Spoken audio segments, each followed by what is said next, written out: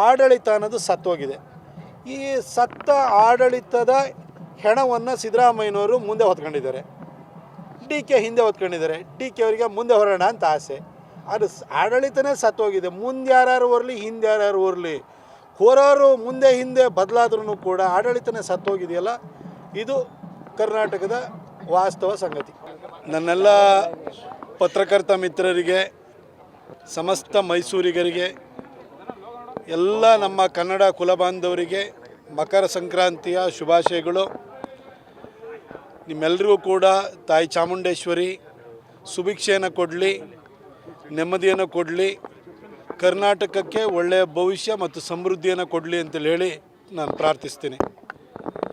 ಇವತ್ತು ನಮ್ಮ ಚಾಮರಾಜ ವಿಧಾನಸಭಾ ಕ್ಷೇತ್ರದ ವ್ಯಾಪ್ತಿಯಲ್ಲಿ ಬರುವಂತಹ ಪ್ರತಾಪ್ ಸಿಂಹ ಸ್ನೇಹ ಬಳಗದ ವತಿಯಿಂದ ಸಂಕ್ರಾಂತಿಯ ಶುಭಾಶಯ ಕೋರುವ ಮತ್ತು ಎಳ್ಳು ಬೆಲ್ಲ ವಿತರಣೆ ಮಾಡುವ ಕಾರ್ಯಕ್ರಮವನ್ನು ನಮ್ಮೆಲ್ಲ ಬಂಧು ಮಿತ್ರರು ಯೋಗ ನರಸಿಂಹಸ್ವಾಮಿ ದೇವಸ್ಥಾನದ ಆವರಣದಲ್ಲಿ ಆಯೋಜನೆಯನ್ನು ಮಾಡಿದ್ದಾರೆ.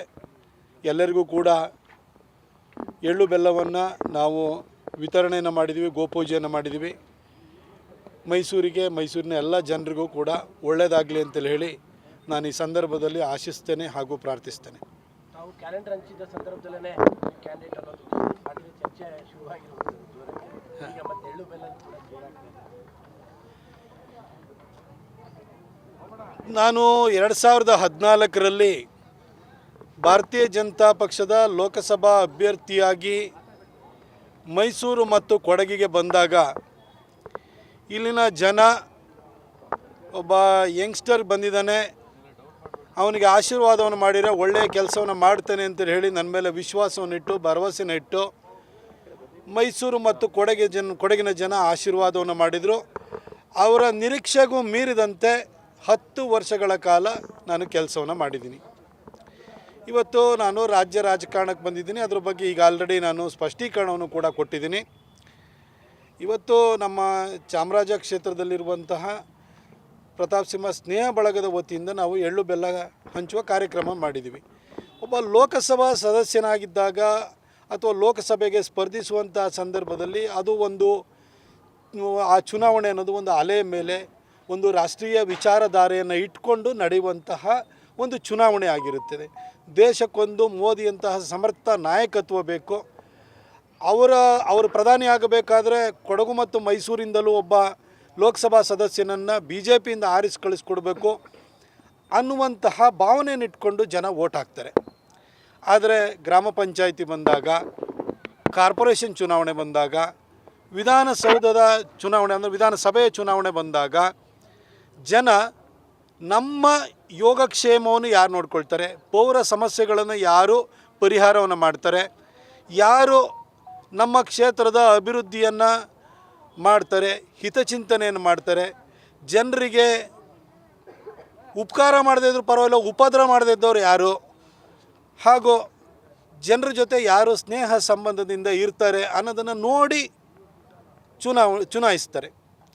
ಈ ಒಂದು ಚಾಮರಾಜ ಕ್ಷೇತ್ರದಲ್ಲೂ ಅಷ್ಟೇ ಯಾವಾಗಲೂ ಜನಹಿತವನ್ನು ಕಾಣ್ತಿದ್ದಂತಹ, ಅದರಲ್ಲಿ ಖುಷಿಯನ್ನು ಕಾಣ್ತಿದ್ದಂತಹ, ಅದ್ರ ಬಗ್ಗೆ ಸದಾ ಚಿಂತಿಸ್ತಿದ್ದಂತಹ ಶಂಕರಲಿಂಗೇಗೌಡರನ್ನ ಸತತವಾಗಿ 4 ಸಾರಿ ಗೆಲ್ಲಿಸಿದ್ದಾರೆ. ಅವರನ್ನು ಒಬ್ಬ ಪೀಪಲ್ ಫ್ರೆಂಡ್ಲಿ ಅಥವಾ ಜನಸ್ನೇಹಿ ಅಂತ ಕರಿಬೋದು. ಹಾಗೆಯೇ ಇಲ್ಲಿ ಬೇರೆ ಪಕ್ಷ ಆದರೂ ಪರವಾಗಿಲ್ಲ, ಆದರೆ ಇವತ್ತು ಚಾಮರಾಜ ಕ್ಷೇತ್ರದಲ್ಲಿ ಅಭಿವೃದ್ಧಿಯ ಕುರುಹುಗಳು ಅಂದರೆ ಗುರುತರವಾದಂತಹ ಕುರುಹುಗಳು ಯಾವ್ದಾದ್ರು ಇತ್ತು ಅಂತಂದರೆ ಅದು ವಾಸು ಅವ್ರನ್ನ ನೆನಪು ಮಾಡ್ಕೊಳ್ತಾರೆ. ಅವರನ್ನು ನಾವೊಂಥರ ಅಭಿವೃದ್ಧಿ ಸ್ನೇಹಿ ಅಂತ ಅನ್ಬೋದು.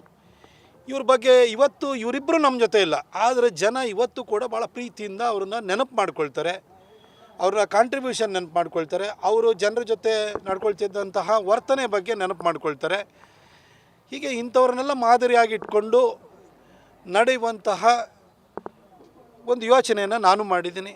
ನಾನು 10 ವರ್ಷ MP ಆಗಿ ಕೆಲಸವನ್ನು ಮಾಡಿದ್ದೀನಿ. ಈಗ ನಾನು ಒಂದು ಸ್ಥಳೀಯ ಚುನಾವಣೆಯಲ್ಲಿ ಅಥವಾ ವಿಧಾನಸೌಧವನ್ನು ಪ್ರವೇಶವನ್ನು ಮಾಡಬೇಕು, ಈ ಕ್ಷೇತ್ರಕ್ಕೆ ಒಳ್ಳೆಯದಾಗಬೇಕು ಅಂತೇಳಿ ಯೋಚನೆಯನ್ನು ಮಾಡಿ ಬಂದಿದ್ದೀನಿ. ನಾನು ಕೂಡ ಒಬ್ಬ ಆಕಾಂಕ್ಷಿಗೂ ಮತ್ತು ಅಭ್ಯರ್ಥಿಗೂ ಇರುವ ವ್ಯತ್ಯಾಸವನ್ನು ನಾನು ಈಗ ಆಲ್ರೆಡಿ ಸ್ಪಷ್ಟಪಡಿಸಿದ್ದೀನಿ. ಅದು ಪಕ್ಷ ನಿರ್ಧಾರವನ್ನು ಮಾಡುತ್ತೆ. ಆಕಾಂಕ್ಷಿ ಯಾರು ಬೇಕಾದರೂ ಆಗ್ಬೋದು, ನನ್ನ ಜೊತೆಯಲ್ಲಿ ನಿಂತಿರೋರು ಆಗ್ಬೋದು, ನಾನೂ ಆಗ್ಬೋದು, ಮತ್ತೊಬ್ಬರು ಆಗ್ಬೋದು, ಯಾರು ಬೇಕಾದರೂ ಆಗ್ಬೋದು. ಪಕ್ಷ ಅಂತಿಮವಾಗಿ ತೀರ್ಮಾನ ಮಾಡುತ್ತೆ. ಆದರೆ ಚಾಮರಾಜ ಕ್ಷೇತ್ರದ ಒಂದು ವಿಶೇಷತೆ ಏನಂತಂದರೆ, ಇದು ಬೆಂಗಳೂರು ಸೌತನ್ನು ಹೇಗೆ ಒಂದು ವಿದ್ಯಾವಂತರ ಕ್ಷೇತ್ರ ಅಂತ ಹೇಳ್ತೀವಿ, ರಾಷ್ಟ್ರ ಮಟ್ಟದಲ್ಲಿ ಹೋದರೆ ಡೆಲ್ಲಿ ಸೌತನ್ನು ವಿದ್ಯಾವಂತರ ಕ್ಷೇತ್ರ ಅಂತ ಹೇಳ್ತೀವಿ, ಹಾಗೆ ಕರ್ನಾಟಕ ವಿಧಾನಸಭೆಯ ವಿಚಾರ ಬಂದಾಗ ವಿದ್ಯಾವಂತರ ಕ್ಷೇತ್ರ ಅಂತೇಳಿ ಹೇಳಿದರೆ ಅದು ಚಾಮರಾಜ ಕ್ಷೇತ್ರ. ಇಲ್ಲಿ ವಿದ್ಯಾವಂತರು, ಪ್ರಜ್ಞಾವಂತರು, ವಿಚಾರವಂತರು ಇರುವಂಥವರು, ಸದಾ ಸಮಾಜದ ಬಗ್ಗೆ ಯೋಚನೆಯನ್ನು ಮಾಡುವಂಥವ್ರು. ಇಲ್ಲಿ ಆರ್ ಕೆ ಲಕ್ಷ್ಮಣ್ ಅಂತವರು ಕೂಡ ಇಲ್ಲಿ ಬಾಳಿ ಬದುಕಿದಂತಹ ಜಾಗ ಇದು. ಇಲ್ಲಿ ಭಾರತೀಯ ವಿದ್ಯಾಮಂದಿರ ಇದೆ, ಕೇಂದ್ರ ಸರ್ಕಾರದ ಎಲ್ಲ ಉದ್ದಿಮೆಗಳಿಲ್ಲಿದ್ದಾವೆ, ಇಲ್ಲಿ ಅತಿ ಹೆಚ್ಚು ಶೈಕ್ಷಣಿಕ ಸಂಸ್ಥೆಗಳಿದ್ದಾವೆ. ಹಾಗಾಗಿ ಈ ವಿದ್ಯಾವಂತರ, ಪ್ರಜ್ಞಾವಂತರ, ವಿಚಾರವಂತರ ಪ್ರತಿನಿಧಿ ಯಾರಾಗಬೇಕು ಅನ್ನೋದನ್ನು ಇಲ್ಲಿನ ಜನ ತೀರ್ಮಾನ ಮಾಡ್ತಾರೆ. ನಾನು ಕೂಡ ಆಶೀರ್ವಾದ ಮಾಡಿ ಅಂತ ಜನರ ಹತ್ರ ಅವ್ರ ಹತ್ರ ಹೋಗ್ತಾ ಇದ್ದೀನಿ. ಅವರ ವಿಶ್ವಾಸವನ್ನು ಗಳಿಸಲಿಕ್ಕೆ ಪ್ರಯತ್ನವನ್ನು ಮಾಡ್ತೀನಿ. ವಿಶ್ವಾಸ ನನ್ನ ಮೇಲೆ ಇದೆ. ಎಲ್ಲೋದ್ರೂ ಕೂಡ ಒಂದು ಪ್ರೀತಿಯನ್ನು, ಗೌರವವನ್ನು ತೋರ್ತಾ ಇದ್ದಾರೆ. ಅಂತಿಮವಾಗಿ ಇಂಥ ಪ್ರಜ್ಞಾವಂತ, ವಿದ್ಯಾವಂತ, ವಿಚಾರವಂತ ಕ್ಷೇತ್ರದ ಅಭ್ಯರ್ಥಿ ಯಾರಾಗಬೇಕು ಅನ್ನೋದನ್ನು ಪಕ್ಷ ತೀರ್ಮಾನ ಮಾಡುತ್ತೆ. ಸರ್, ಈಗ ಶಿಡ್ಲಘಟ್ಟದ ವಿಚಾರ ತಾವು ಗಮನಿಸಿದ್ದೀರಿ. ಅಂದರೆ ಅಲ್ಲಿಯ ಪೌರಾಯುಕ್ತರಿಗೆ ಕಾಂಗ್ರೆಸ್ನ ನಾಯಕ ಆವಾಜ್ ಹಾಕಿರುವಂಥದ್ದು, ಅಂದರೆ ರಾಜ್ಯದಲ್ಲಿ ಏನು ನಡೀತಾ ಇದೆ ನೋಡಿ. ನಮ್ಮ ಮೈಸೂರಿನಲ್ಲೇ ಮಾನ್ಯ ಮುಖ್ಯಮಂತ್ರಿ ಸಿದ್ದರಾಮಯ್ಯನವರ ಸಮ್ಮುಖದಲ್ಲೇ ಅವರ ಮೊದಲನೇ ಟರ್ಮಲ್ಲಿ ಒಬ್ಬ ಎಫಿಷಿಯಂಟ್ IAS ಆಫೀಸರ್ ಆಗಿದ್ದಂಥ ಶಿಖಾ ಅವರನ್ನು ಸಿದ್ದರಾಮಯ್ಯನವರ ಶಿಷ್ಯ ಮರಿಗೌಡ ಅವಾಚ್ಯ ಶಬ್ದಗಳಿಂದ ನಿಲ್ಲಿಸಿದ್ದು, ಆತನ ಅರೆಸ್ಟ್ ಆಗದಂಗೆ ನೋಡ್ಕೊಂಡಿದ್ದು ನಮ್ಮ ಕಣ್ಣೆದುರುಗಡೆ ಇದೆ. ಅಲ್ಲಿ ರೀಜನಲ್ ಕಮಿಷನರ್ ಆಗಿದ್ದಂಥ IAS ಅಧಿಕಾರಿ ರಶ್ಮಿ ಮಹೇಶ್ ಅವ್ರ ಮೇಲೆ ಆಕ್ರಮಣ ಮಾಡಿದ್ದನ್ನು ನಾವು ನೋಡಿದ್ದೀವಿ. ಈಗ ಶಿಡ್ಲಘಟ್ಟದಲ್ಲಿ ಪೌರ ಆಯುಕ್ತೆ ಬಗ್ಗೆ ಆಕೆಯ ಮೇಲೆ ಕಾಂಗ್ರೆಸ್ಸಿನ ಒಬ್ಬ ಪುಡಾರಿ ಈ ಥರ ಅವಾಚ್ಯ ಶಬ್ದಗಳಿಂದ ಒಂದು ಪೋಸ್ಟನ್ನು ತೆಗೆಸಿರೋದಕ್ಕೋಸ್ಕರವಾಗಿ ನಿಲ್ಲಿಸಿರುವಂಥದ್ದನ್ನು ನಾವು ನೋಡ್ತಾ ಇದ್ದೀವಿ. ಮಾನ್ಯ ಮುಖ್ಯಮಂತ್ರಿ ಸಿದ್ದರಾಮಯ್ಯನವರು ಹೇಳಿ ಕೇಳಿ ಕಾನೂನು ಪದವೀಧರ. 1981 Karnataka open place prevention of disfigurement act ಅಂತ ಇದೆಯಲ್ಲ, ನಾವು ಸಾರ್ವಜನಿಕ ಕ್ಷೇತ್ರಗಳನ್ನು ಅಲ್ಲಿ ಸ್ಥಳಗಳನ್ನು ವಿರೂಪಗೊಳಿಸುವುದರ ವಿರುದ್ಧವಾಗಿ ತಂದಿರುವಂಥ ಕಾಯ್ದೆ. ಅದರ ಪ್ರಕಾರವಾಗಿ ನೀವು ಕಾರ್ಪೊರೇಷನ್ ಇರ್ಬೋದು, ಅಥವಾ ಅಲ್ಲಿರುವಂಥ ಟೌನ್ ಪಂಚಾಯತ್ ಇರ್ಬೋದು, ಎಲ್ಲೋ ಸ್ಥಳೀಯ ಸಂಸ್ಥೆಗಳ ಪರ್ಮಿಷನ್ ಇಲ್ದಲೆ ಫ್ಲೆಕ್ಸ್ ಹಾಕೋಕ್ಕಾಗಲ್ಲ.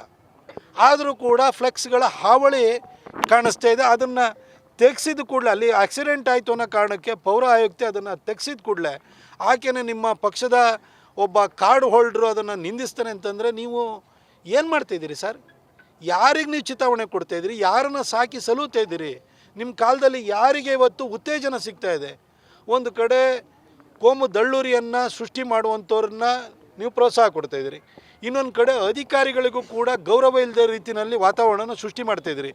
ನಿಮ್ಮದಂತೂ ಇನ್ನು ಇದು ನಿಮ್ಮ DK ಶಿವಕುಮಾರ್ ಅವ್ರ ಹತ್ರ ಹೊಡೆದಾಟ ಮಾಡಿ ಇನ್ನೊಂದು ಸ್ವಲ್ಪ ದಿನ ಚೇರ್ ಉಳಿಸ್ಕೊಳ್ಬೋದು. ಆದರೆ ನೀವು ಚೇರ್ ಬಿಟ್ಟಾದ ನಂತರ ಜನ ನಿಮ್ಮನ್ನು ನೆನಪು ಮಾಡ್ಕೊಳ್ಳಲ್ಲ ಸರ್. ನೀವು ಜನರ ನೆನಪಿನ ಅಂಗಳದಿಂದ, ಅವರ ಸ್ಮೃತಿ ಪಟಲದಿಂದ ಆದಷ್ಟು ಬೇಗ ನೀವು ಕಾಣೆಯಾಗಿ ಹೋಗ್ಬಿಡ್ತೀರಿ. ನೀವು ದೇವರಾಜ ಅರಸು ಆಗಕ್ಕೆ ಸಾಧ್ಯ ಇಲ್ಲ.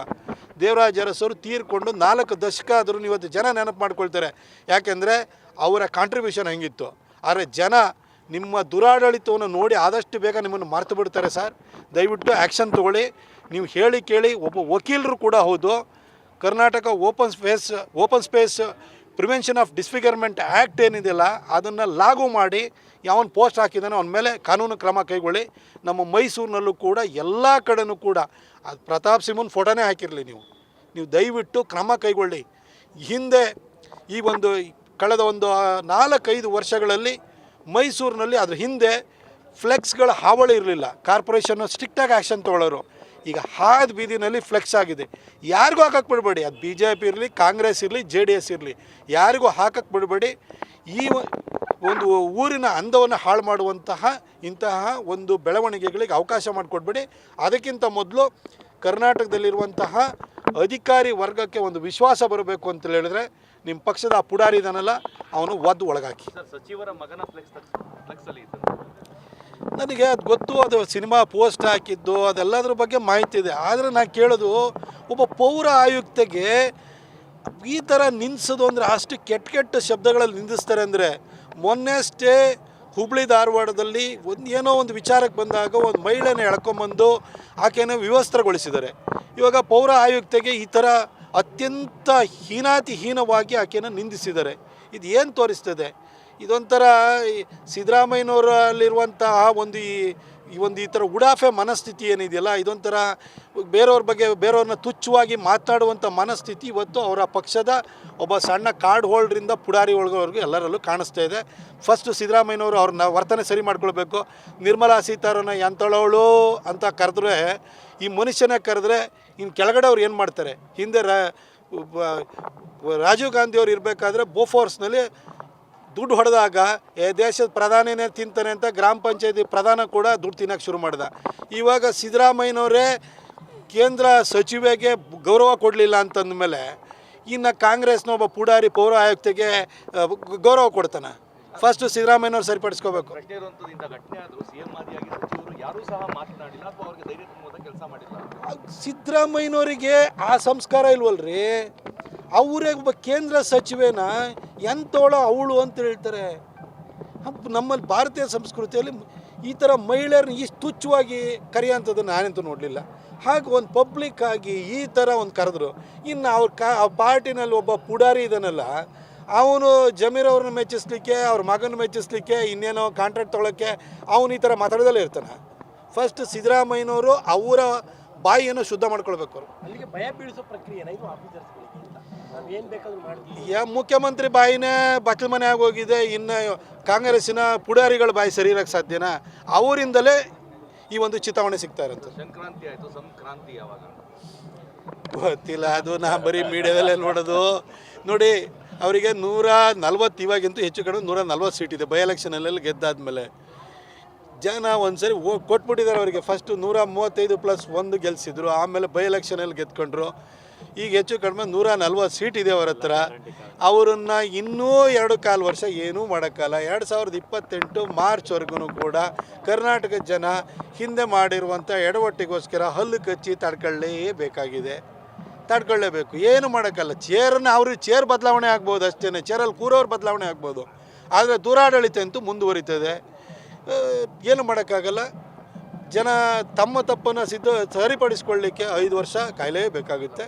ಈಗ 2.25 ವರ್ಷ ಆಯಿತು. ಬದಲಾವಣೆ ಲಕ್ಷಣ ಕಾಣಿಸ್ತಾ ಇದೆಯಾ ಅಂತೇಳಿ ನಂಗೆ ಗೊತ್ತಿಲ್ಲ. ಸಾಕಷ್ಟು ಚರ್ಚೆ ಆಗಿದೆ ಅದು ವಿಚಾರ ಆಗಿ ಅಂತ. ನೋಡಿ, ಒಂದು ರಸ್ತೆ ಅಭಿವೃದ್ಧಿ ಆಗ್ತಿಲ್ಲ, ಒಂದು ಚರಂಡಿ ಅಭಿವೃದ್ಧಿ ಆಗ್ತಿಲ್ಲ, ಗೃಹಲಕ್ಷ್ಮಿ ದುಡ್ಡನ್ನು ತಿಂದಾಕಿದ್ದಾರೆ. ಹಾಗೆ ಯುವ ನಿಧಿ ಕೊಡ್ತೀನಿ ಅಂದರೂ ಕೊಡ್ತಾ ಇಲ್ಲ. ಎಸ್ಕಾಮ್ಗಳು ಹಳ್ಳಾಡ್ದು ಹೋಗಿದ್ದಾವೆ. KSRTCಯ ವಿವಿಧ ವಿಂಗ್ಗಳು ಹಳ್ಳಾಡ್ದು ಹೋಗಿದ್ದಾವೆ. ಇಲ್ಲಿ ಯಾರಿಗೂ ಇಲ್ಲಿ ನೋಡಿದ್ರೆ ಮೈಸೂರು ಯೂನಿವರ್ಸಿಟಿನಲ್ಲಿ ಕಳೆದ 9 ತಿಂಗಳಿಂದಲೂ ಕೂಡ ಅಲ್ಲಿ ಗೆಸ್ಟ್ ಲೆಕ್ಚರರ್ಸಿಗೆ ಸಂಬಳ ಕೊಟ್ಟಿಲ್ಲ.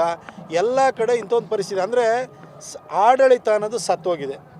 ಈ ಸತ್ತ ಆಡಳಿತದ ಹೆಣವನ್ನು ಸಿದ್ದರಾಮಯ್ಯನವರು ಮುಂದೆ ಹೊತ್ಕೊಂಡಿದ್ದಾರೆ. DK ಹಿಂದೆ ಹೊತ್ಕೊಂಡಿದ್ದಾರೆ. DK ಅವರಿಗೆ ಮುಂದೆ ಹೊರೋಣ ಅಂತ ಆಸೆ. ಅದು ಆಡಳಿತನೇ ಸತ್ತೋಗಿದೆ. ಮುಂದೆ ಯಾರು ಬರಲಿ, ಹಿಂದೆ ಯಾರು ಬರಲಿ, ಹೊರೋರು ಮುಂದೆ ಹಿಂದೆ ಬದಲಾದ್ರೂ ಕೂಡ ಆಡಳಿತನೇ ಸತ್ತೋಗಿದೆಯಲ್ಲ. ಇದು ಕರ್ನಾಟಕದ ವಾಸ್ತವ ಸಂಗತಿ.